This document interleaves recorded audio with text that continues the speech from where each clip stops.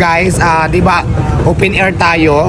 Open lang yung kainan natin. So medyo talaga sa panahon ngayon medyo malangaw. Kaya bumili ako kanina ng temporary para mabugaw yung langaw, para mabawasan lang.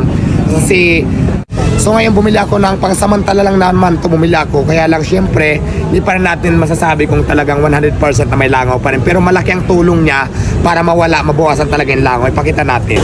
Malalaking blower siya. Kaya naman talaga pag dito tumapad pa ganon, talagang walang makakadapo na langaw kasi para lumilipad sila, di ba? So ngayon, dito ang lakas ng hangin. Bukod sa malamig na, wala pang langaw. Hindi lang yan, mayroon pang isa. Kasi dalawa yan sila, medyo pricey nga lang siya. Kasi sa susunod siguro mukhang kulang pa. Pag-ipon ulit tayo para makabili ng mga dalawa pang ganyan. So ito yung isa, dito natin. Ito naman yung isa para salubong sila, di ba? Yung isa paharap doon, dito nakaharap yung isa pa ganun. Yung isa naman paharap doon, salubong sila para